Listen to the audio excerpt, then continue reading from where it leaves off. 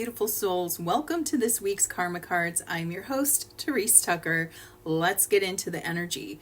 So today, instead of talking about a bunch of planetary movements that are going to happen, let's talk about one that just happened. I kind of touched on it last week, but I want to go deeper into it this week because we are going to feel the weight of this one, and that is Saturn moving into Aries. It moved into Aries on May 24th, right before the new moon in Gemini that happened on the 26th of May. So what is this energy about? We touched on it a little bit. We talked about how Saturn brings weight or gravity to a situation, and it's really a planet about responsibility, like taking ownership and responsibility and doing the work, and in a nutshell, it's maturity. When Saturn moves into Aries, yes, there's something about independence. Yes, there's something about boldness, but Aries rules the first house, and the first house is the house of self-identity, of concept. It's about your relationship to the vehicle that you came here to embody as a soul, which has to do with the physical body, the mental body, the emotional body, the etheric body. Basically, that whole package, that whole vehicle is what the first house represents, our relationship to ourself. And when we have a relationship with ourself, or when we have an idea of ourself, we project that as an image, right? That's our self-projection, how we put ourselves out in the world. Now, it's not always about how we're perceived, but what we're putting out there. And from the 3D angle, there was more of an ego-driven self-image. It's heavily curated to be what we want you to see us to be, right? It's about aesthetics, it's about lifestyle, it's about body image. All of these things get wrapped into this identity. And when Saturn moves into this sign, the sign that represents work, time, and effort, responsibility, moves into the quick moving sort of brazen sign of Aries that just wants to jump in and put something out there. We don't just have a change, we have an entire recalibration of how this whole thing works. So when I asked the team what the message was for this week, I got the Death card reversed. Now the Death card upright in the tarot talks about a transformation. It talks about something transforming. When it's reversed, it's talking about stagnancy. So I had to sit with that and be like, what is this stagnancy that you're talking about? And the stagnancy that they're talking about is your idea what self-image is or what you're projecting. If you're coming from that 3D layer, there is a stagnancy. It's like they're showing me it's not dead, it's fixed, and they almost show it like on a loop. Like if you imagine a video, like a GIF or something like that, it just plays on a loop. Right? There's no growth, no movement. It's stagnant. It's stuck there.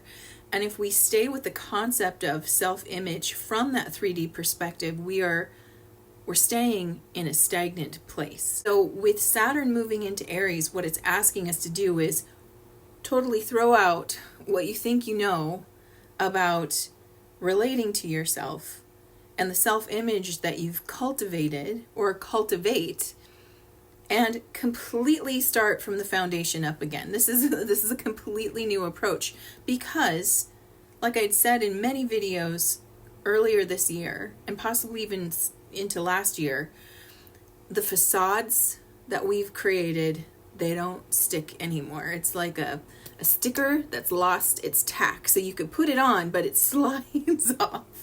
And that's a good thing because we're not here to create a false image of who we are. We're actually here to embody what we really are, and the foundations are now set for that to happen. Saturn wants to make it real.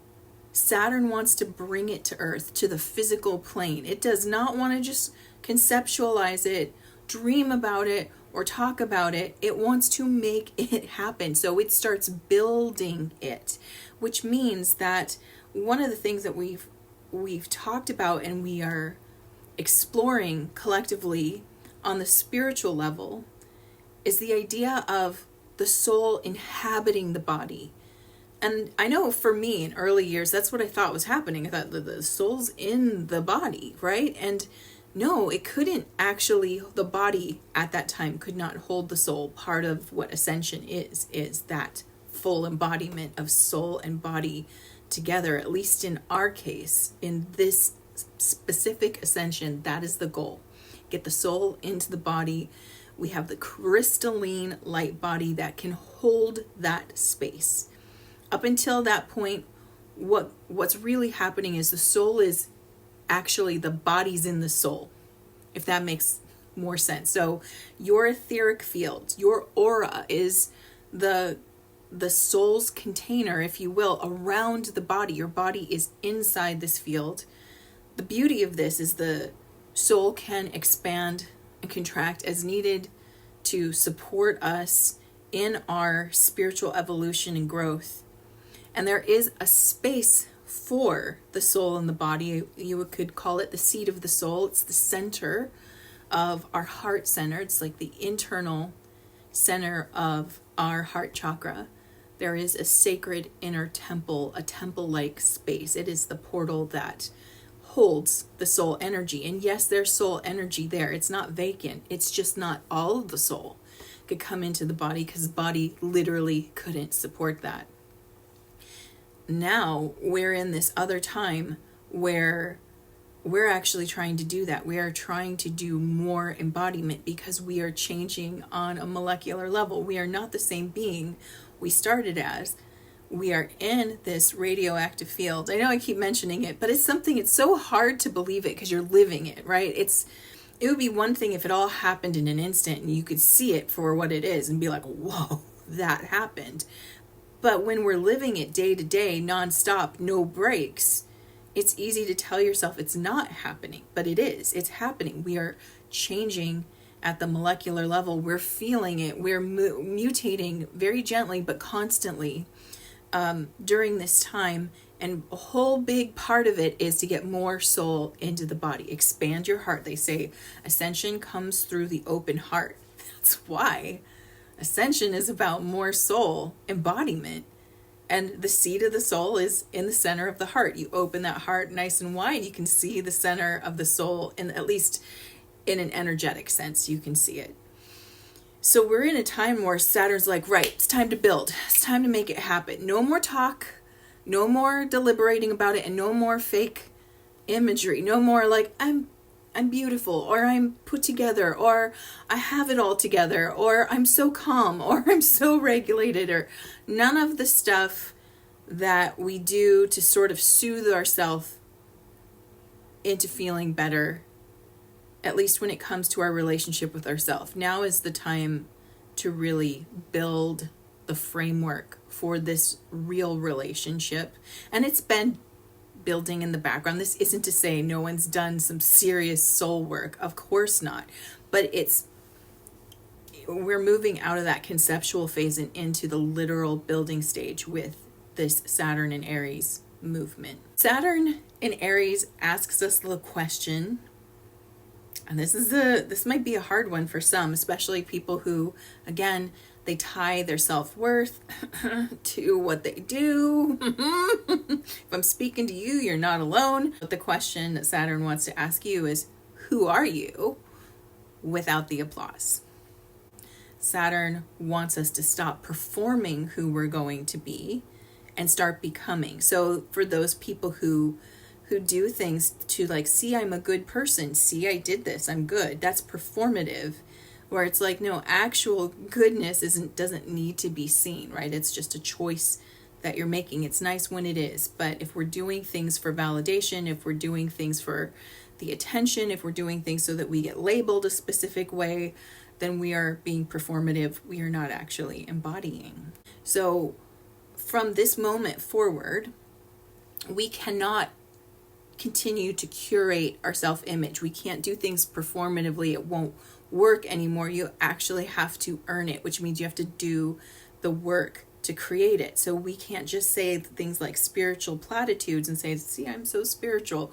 No, the foundation has to be there for that. So if we're like, I love everyone, but then in our own lives, when we're talking to the people closest to us, we're like, oh, I can't stand so and so, and just like, ugh, like they're the worst. I wish they weren't here, right? So if on the surface we're like, oh, everyone's valuable, but then secretly we're like, but except these people, then that's performative, right? The earned work is like, looks more like, everyone has value.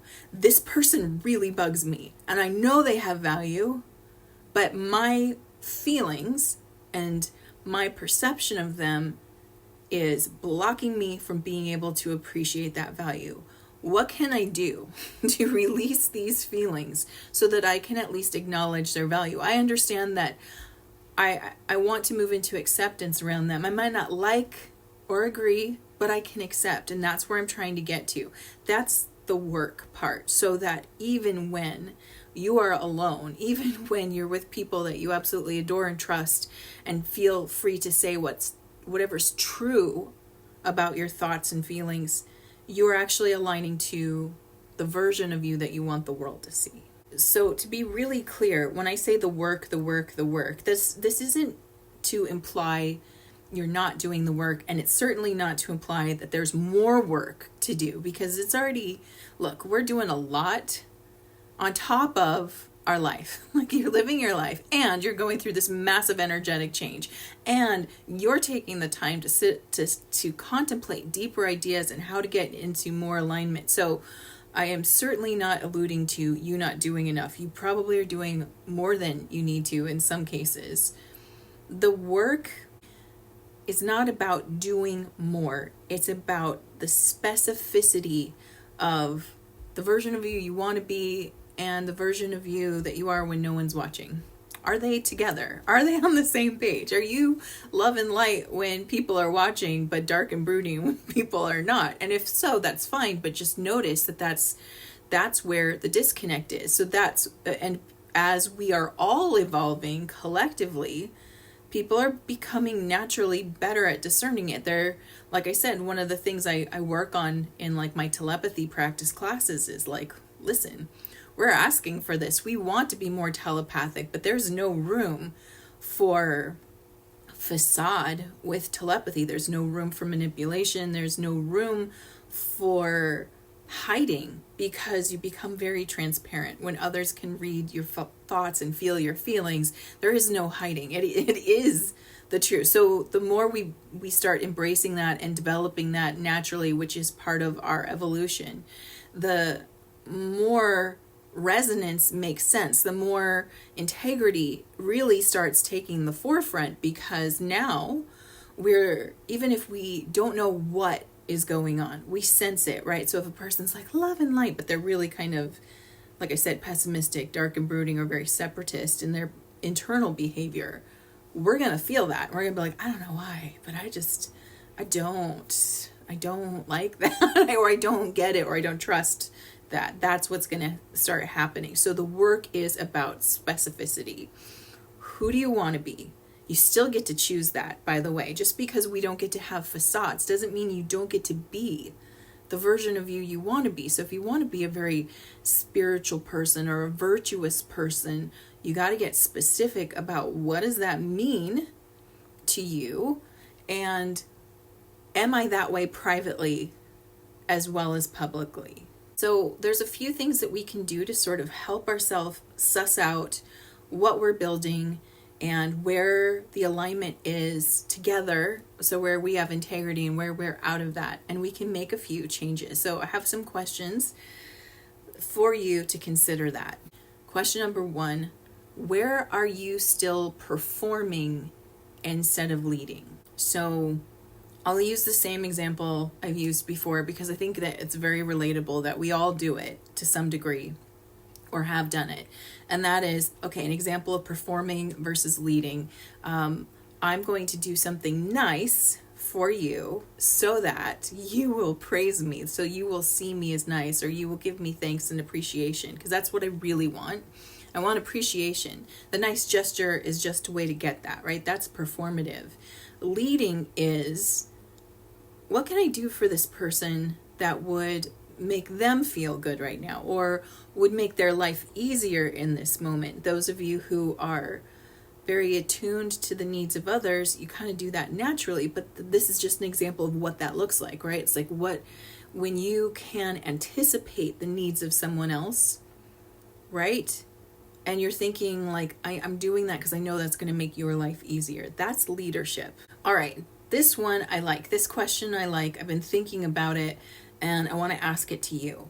What version of you? So we have built up versions, right? We have versions that we've been holding on to for some time. We have new ones that are growing. We have ones that we've built that have fallen apart that we want to build again.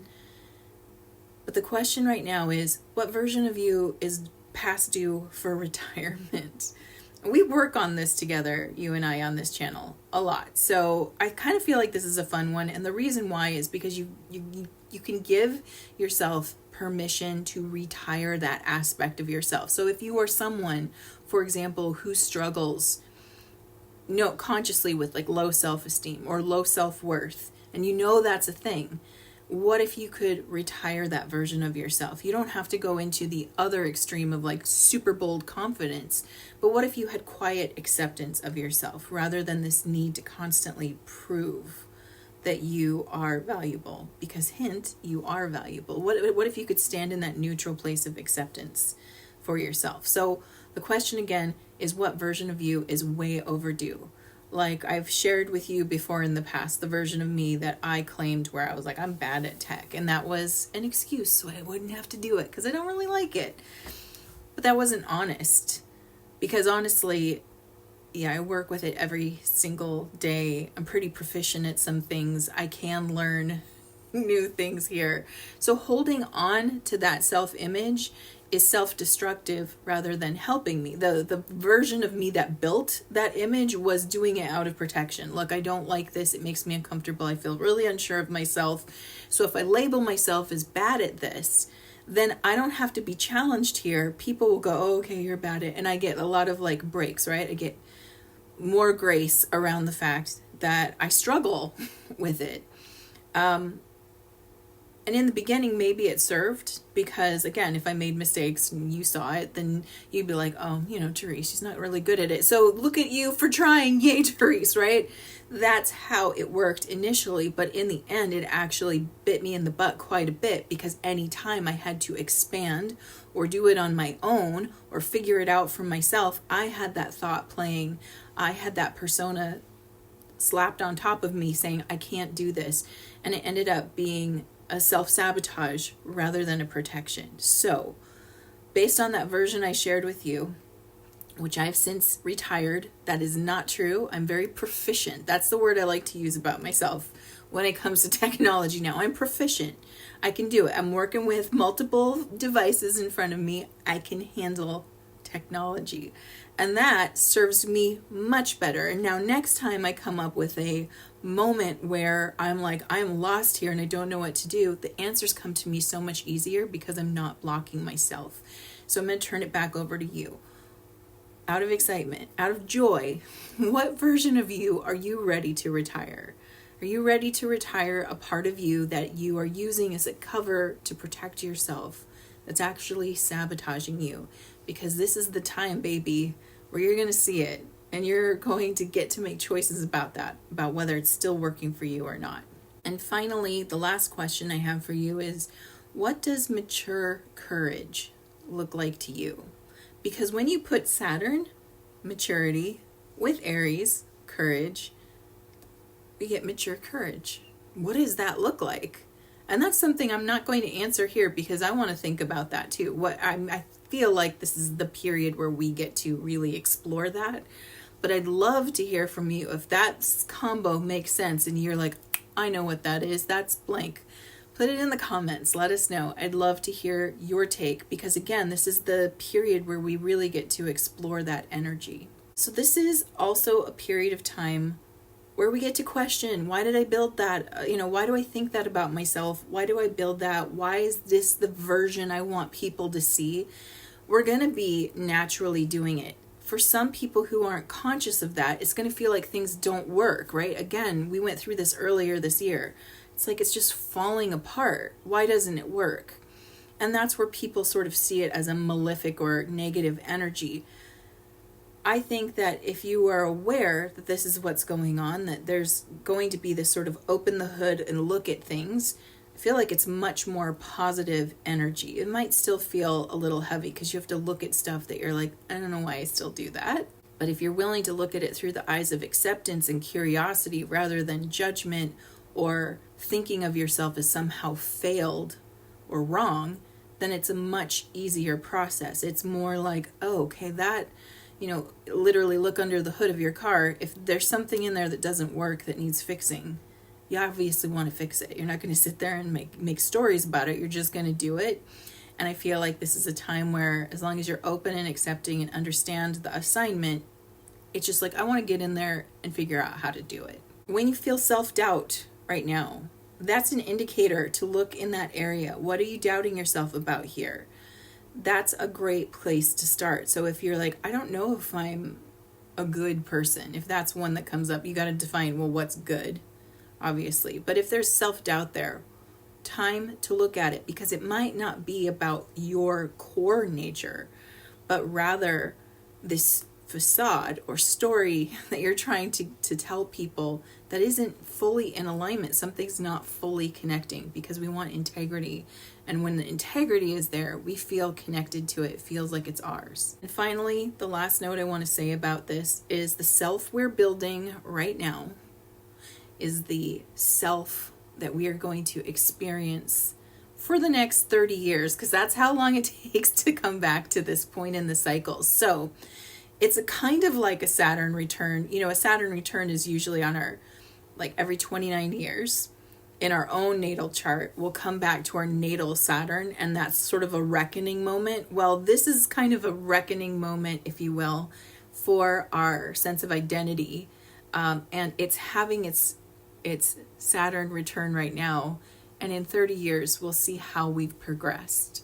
But we're building something beautiful, and you have time to build it. You are going to be asked to do the assignment. And if we can do that assignment again with curiosity and acceptance, I think it's actually kind of a fun one and very satisfying in the end. And with that, let's look at this week's Karma cards. If you're new to Karma cards, let me quickly show you how these work. I have 3 decks here: planets, signs of the zodiac, and the houses of astrology. And I've already asked my team, what is the message for this week? And I've got 2 sets of answers, a set in red, which are action related, and a set in blue, which are outcome related. And the way that you play is you tune in with that beautiful intuition of yours and feel what is the guidance you most desire this week. Are you looking for actions? Are you looking for outcomes? And of course, you can always choose both. And while you're choosing, let me tell you the timing for this reading. This reading is for May 30th through June 6th. And the flavor of this reading, I like it so far. We're starting with Jupiter. Jupiter's all about expansion. It's about we're opening something up here, and it's a positive type of energy. So I will take that. In the sign of Leo, which is the leadership card. So this is about taking charge, being sovereign, leading the way in the process. And it's affecting the 6th house. Now the 6th house is our house of work-life balance, has to do with your daily routines, and it also connects to the idea of service to others, which relates to the positive polarity highest timeline.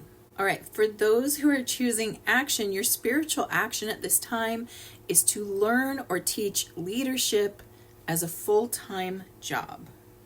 Right, no one's coming to do this work for us but us. So even though the cosmos is like, ding, ding, this is the time, right? I think about the astrological positions as a cosmic clock, and it's letting you know this is the time. Right now with Saturn and Aries, this is the time to get into authentic alignment with the version of you that you say you want to be. It's time to be that version, right? But here's the thing. You don't have to do the assignment.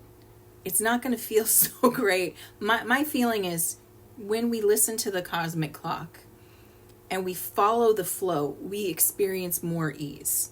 This doesn't mean that there won't be complications or challenges for us. It just means it's easier because you're just going with the flow of energy. You're allowed to go against it. It's not going to feel so good. But here's the thing. The universe can tell us what time it is, but it can't get us to do it. We have free will. We have to choose. So it's time to be a leader in your own evolution and thinking about it like a full-time job. Yeah, this isn't something that we're just doing every once in a while. It's something that's kind of working under the current of your life. Who am I? Why do I do this? Is this helping me? Am I actually in integrity? Do I say one thing but think another internally? Am I the same person outside as I am inside? No. Every one of us is layered being. We're not there's a public self, there's the close intimate self, there's the very private self, right? We have layers to us. But what it's asking us is how many of these layers link together?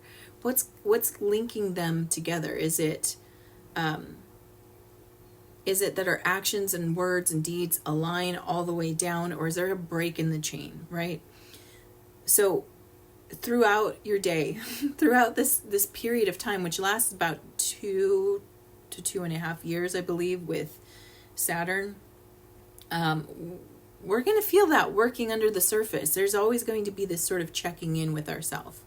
And the beautiful thing here is one of the things that can happen though is we inspire each other. So when we learn or teach, there is an opportunity that if you see someone doing it, it'll inspire your self-leadership, and you going into self-leadership will inspire another. So it's not that we don't have help or assistance, but no one's going to do that for us. We actually need to do it for ourselves, and either be inspired or inspire another just by doing it.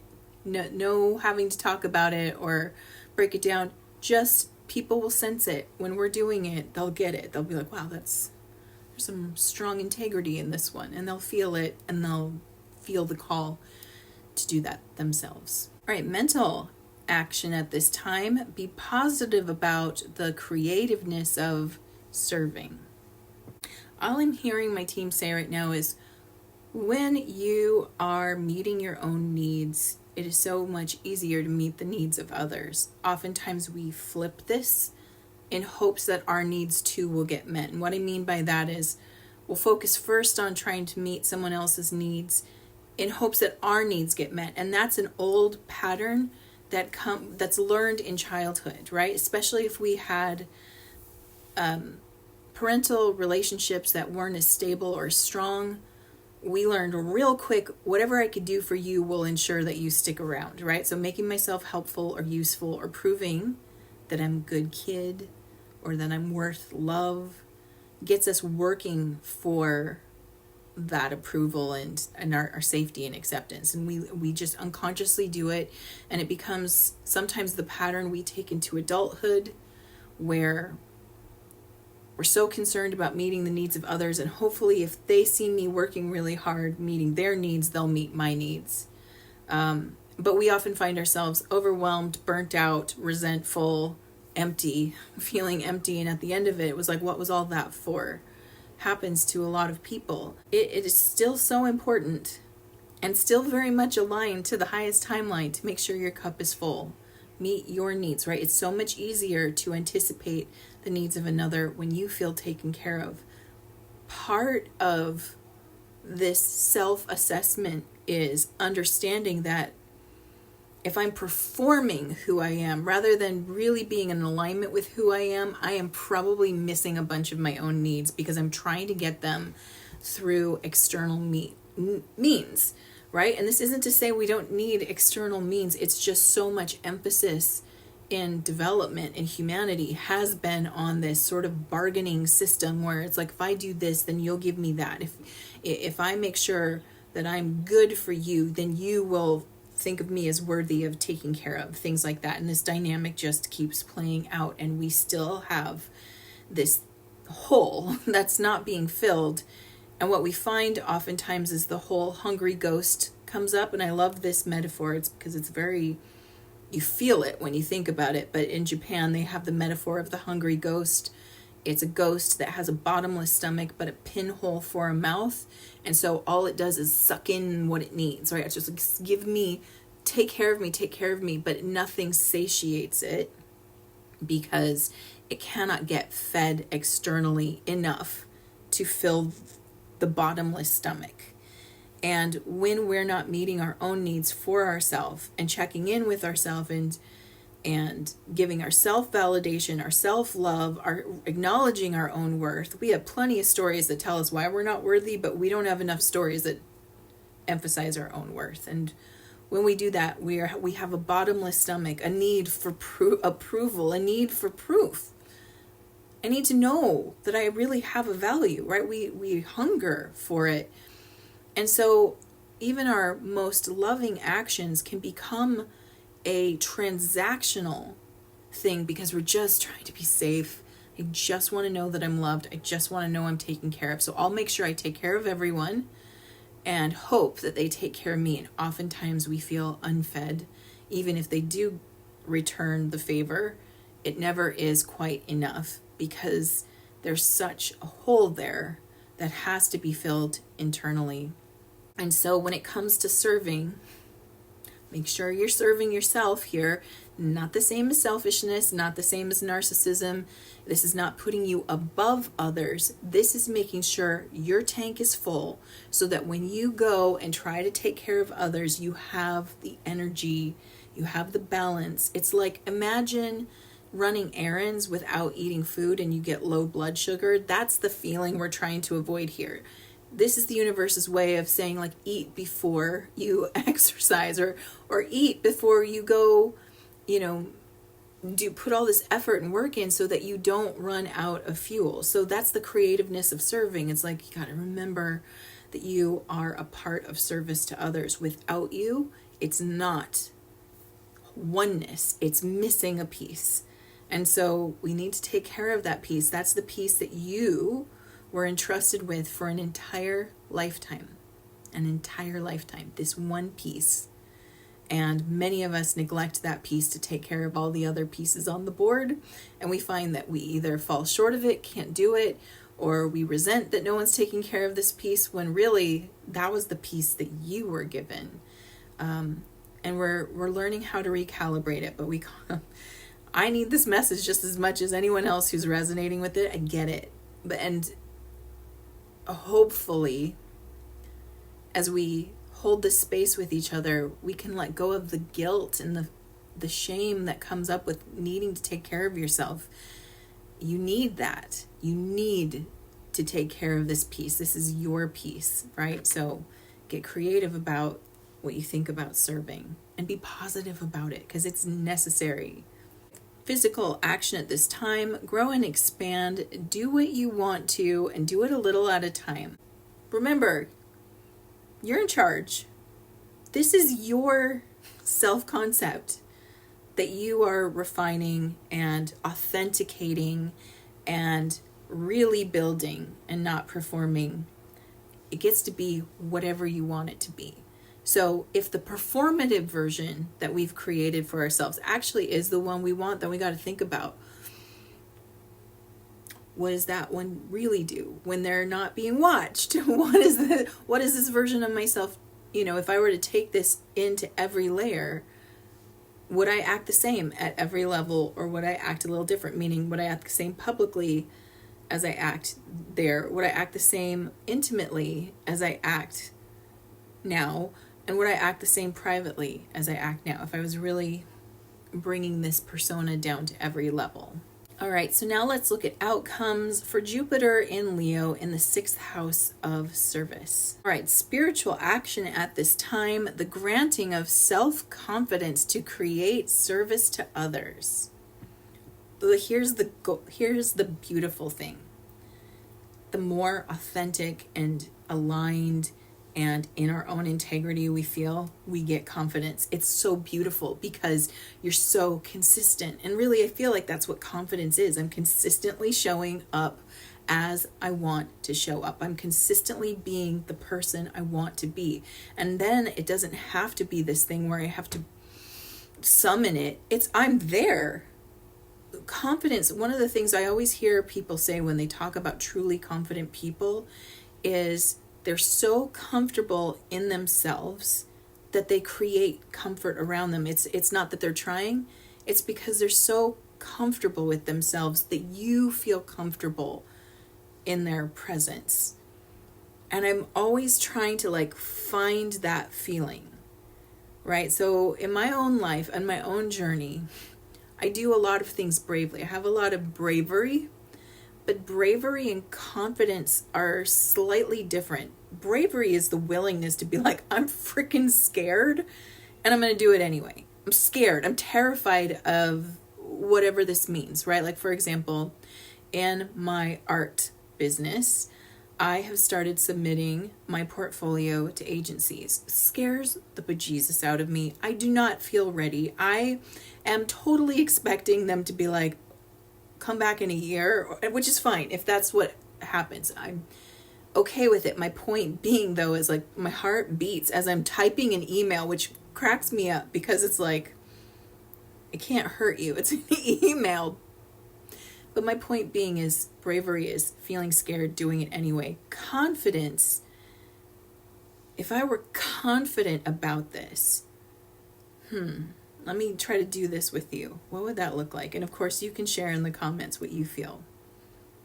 Confidence is knowing being so in alignment with myself, so okay, so comfortable with myself, I'm comfortable where I'm at right now.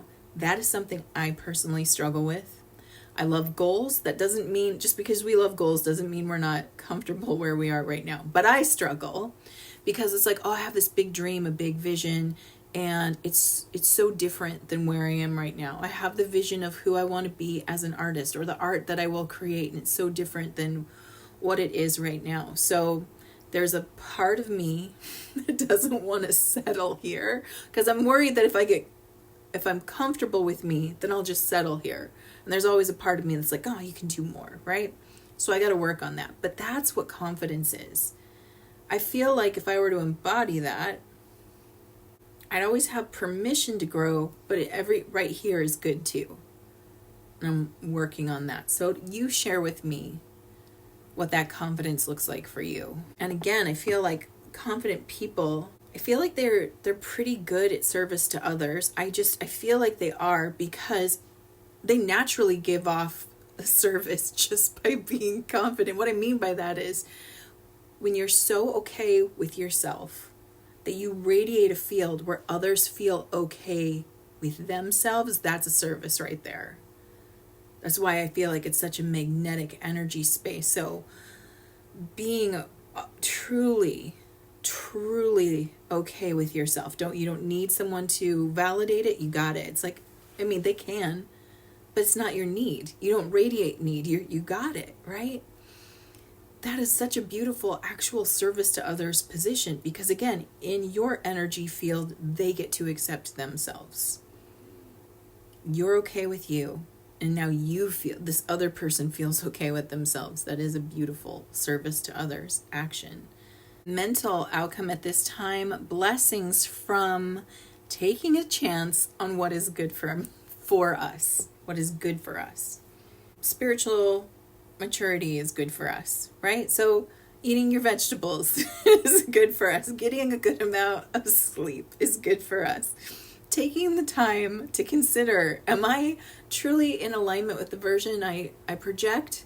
Or is there a disconnect there? That's good for us. None of these things sometimes feel that exciting or they're not flashy, but they are the foundation of good health on different levels, right? All these things represent good health, and the sixth house is about good health. It's like, do what's good for you. Eat the dang vegetables, right?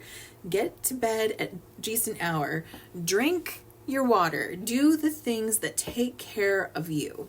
And Saturn is the planet that's going to point out that you need to do that.